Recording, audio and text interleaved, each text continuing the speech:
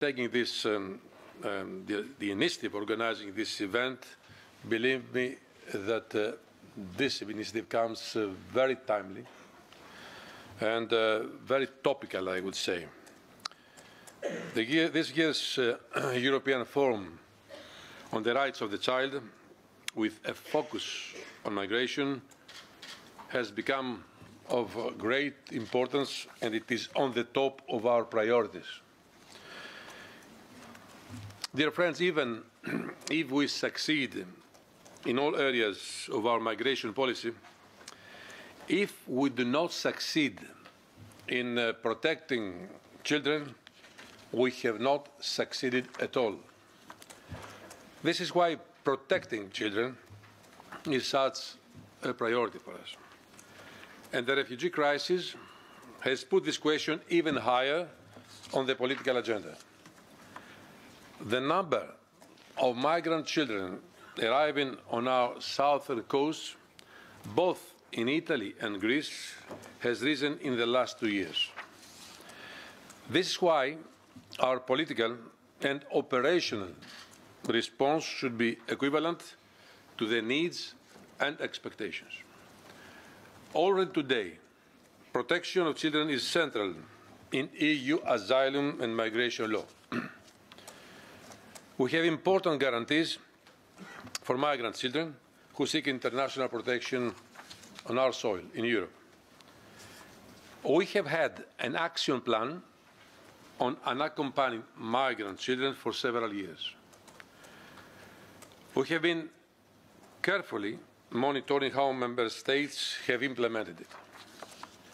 As some of you may know, this summer the Commission has proposed a far-reaching reform of the common European asylum system. So, what we are proposing that will benefit the needs and interests of children, what's that? Our proposals aim to strengthen the protection of migrant children, and in particular of migrant children who arrive alone in Europe. For example, we proposed measures to guarantee that children will be accommodated in suitable facilities. Children should have access to specialized services and to education. Those who are victims of trauma will receive psychological support. Family reunification procedures for children and unaccompanied minors will be strengthened and streamlined. Our Dublin reform proposal, for example, broadens the concept of family members to include the applicant's siblings. Effective guardianship for unaccompanied minors is also an issue. Our proposal to upgrade asylum procedures contains several provisions that will make guardianship more effective. We want the appointment of guardians to happen promptly, respecting the preset deadlines. Guardians will have to be adequately qualified and trained for their role. They will have to have sufficient time to meet and dedicate to each child. The guardianship system will need to ensure monitoring and accountability mechanisms. Guardians play a specialist and crucial role within the asylum procedures, and more needs to be done to facilitate the exchange of good practices and expertise, to possibly share joint training, and to work together on any cross-border case. We also propose that in the future, accelerated procedures, and in particular detention measures, may only be applied to unaccompanied minors in limited, exceptional, and fully justified circumstances. In other words, such measures should be avoided as a rule. More needs to be done, as of now, to ensure that alternatives to detention are available.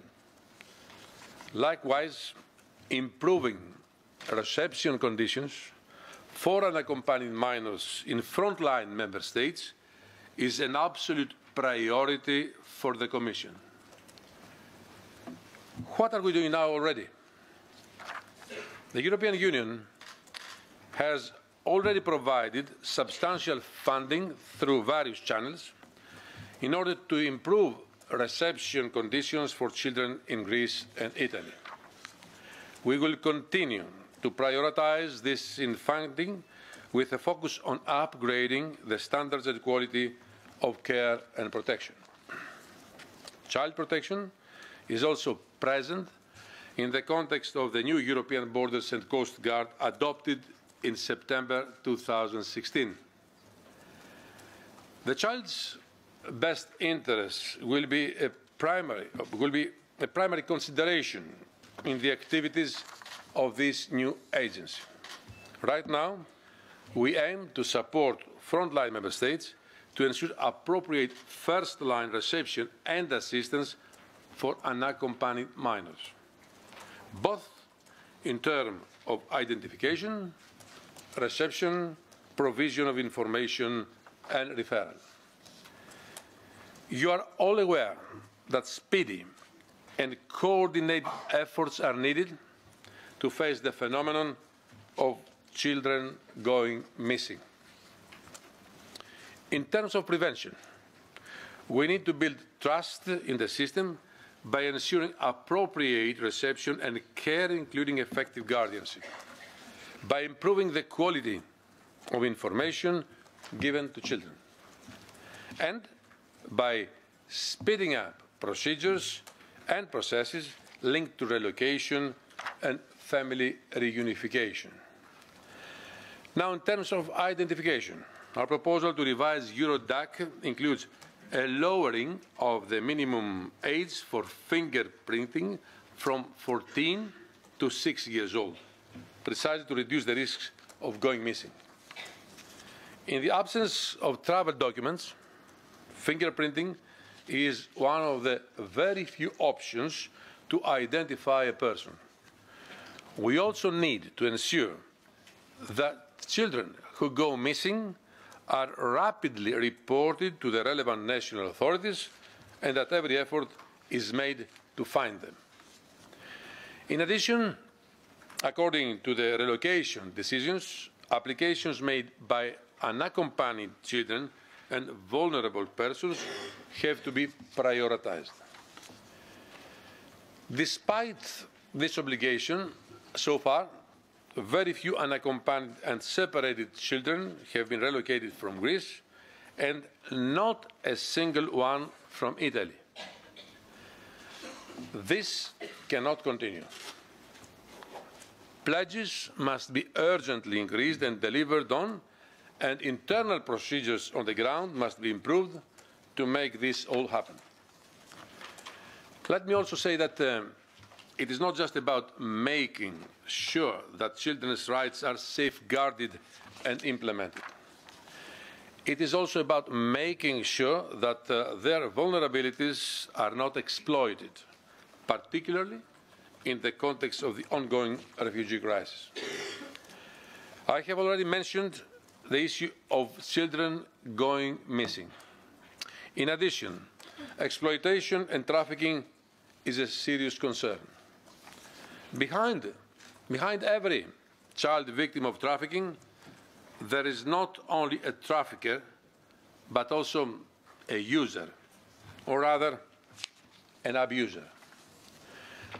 The European Commission remains firmly committed to addressing all forms of exploitation and protecting the most vulnerable in line with the Anti-Trafficking Directive and the EU Anti-Trafficking Strategy.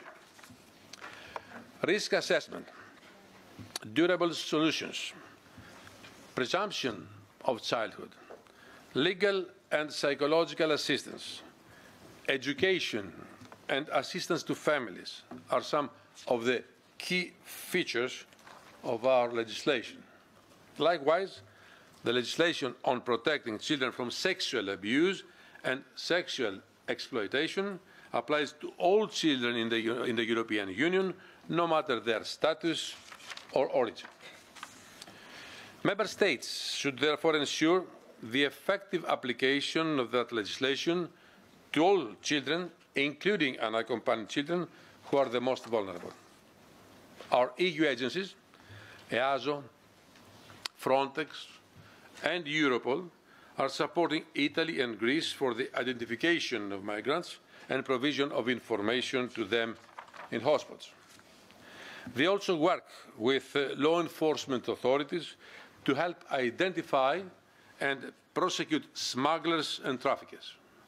Moreover, it is not just about saving or protecting children. It is also about empowering them. And this is why we cannot forget about integration, both now, but also in the long run, in the long term. Our key policy area is education. All children, regardless of their family, religious, ethnic, or cultural background or gender, have the right to access education. Refugee children may have attended school only for short periods of time, or never, and therefore need tailored support, including catch-up classes. Teachers need the necessary skills to assist them and should be supported in their work in increasingly diverse classrooms. Early childhood education and care is fundamental for the integration of migrant families and children, and to make sure that all children are given the chance to realize their potential. Different EU funds, such as the Asylum, Migration, Integration Fund, the European Social Fund, the Fund for Humanitarian Aid, are mobilized to support Member States in improving access to education for vulnerable and, in particular, refugee children. Outside the European Union, 120 million euros of EU funding have been allocated for the period between 2015 and 2016 to regional education and protection programs for vulnerable Syrian refugees and host community children and adolescents, working through partners such as UNICEF in Turkey, Lebanon, Jordan, and Iraq. The facility for refugees in Turkey will support schooling of young Syrian refugees in the country. Finally, I wish to touch upon a sensitive question: the issue of return and reintegration in the country of origin. Let me say that a return can only happen when it is in full respect of the primary consideration of the child's best interests. We need to ensure better family tracing, and where return is determined to be in the child's best interest, appropriate assistance must be provided. The returning child must be received in the country of origin by a family member, a designated guardian, or an appropriate reception facility. The principle of non-refoulement shall be fully respected at all times. I wish to underline that children should never be left in limbo. We need to avoid situations where children are not considered to have a right to stay in the European Union, but they cannot be returned to their country of origin. Ladies and gentlemen, while we have many challenges ahead, we have also come a long way in recent years. We have the right foundations and the right tools to address these challenges together. We are in a room of like-minded people.